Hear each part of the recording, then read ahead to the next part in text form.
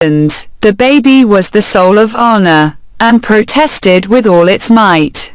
It doubled itself up the wrong way over Mrs. Pocket's arm, exhibited a pair of knitted shoes and dimpled ankles to the company in lieu of its soft face, and was carried out in the highest state of mutiny.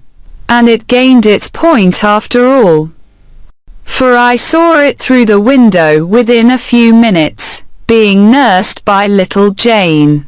It happened that the other 5 children were left behind at the dinner table, through Flopson's having some private engagement, and there not being anybody else's business. I thus became aware of the mutual relations between them and Mr. Pocket, which were exemplified in the following manner. Mr. Pocket, with the normal perplexity of his face heightened and his hair rumpled, looked at them for some minutes, as if he couldn't make out how they came to be boarding and lodging in that establishment, and why they hadn't been billeted by nature on somebody else.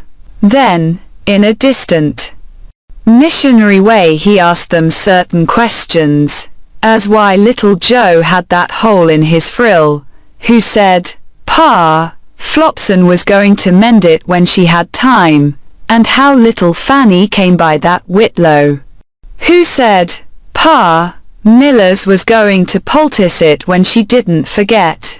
Then, he melted into parental tenderness, and gave them a shilling apiece and told them to go and play. And then as they went out, with one very strong effort to lift himself up by the hair, he dismissed the hopeless subject. In the evening there was rowing on the river. As Drummle and Startop had each a boat, I resolved to set up mine, and to cut them both out.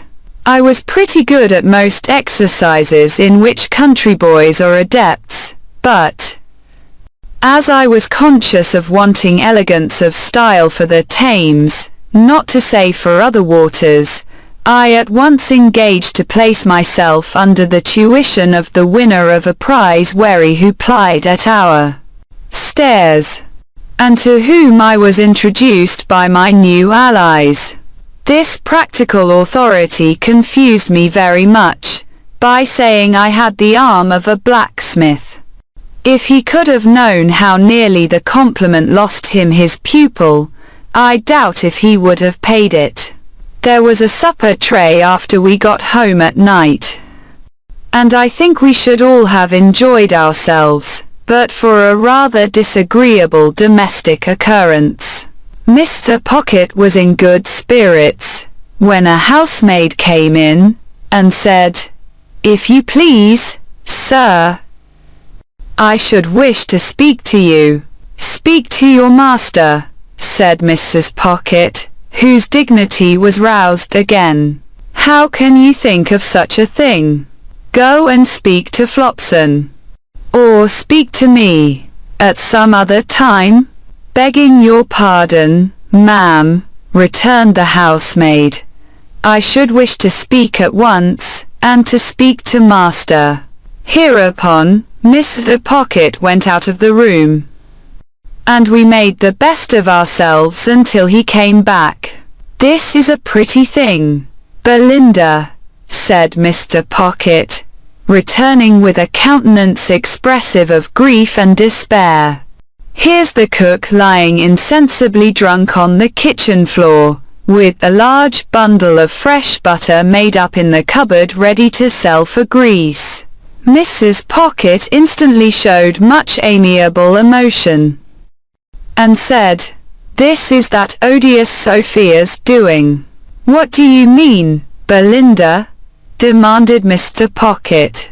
"Sophia has told you," said Mrs. Pocket.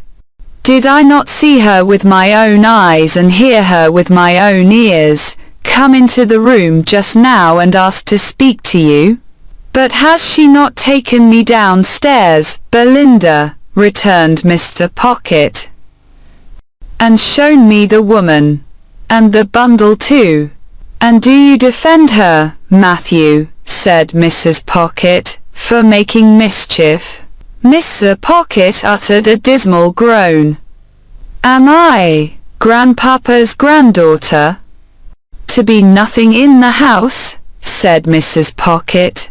Besides, the cook has always been a very nice respectful woman, and said in the most natural manner when she came to look after the situation, that she felt I was born to be a duchess. There was a sofa where Mr. Pocket stood, and he dropped upon it in the attitude of the dying gladiator. Still in that attitude, he said, with a hollow voice.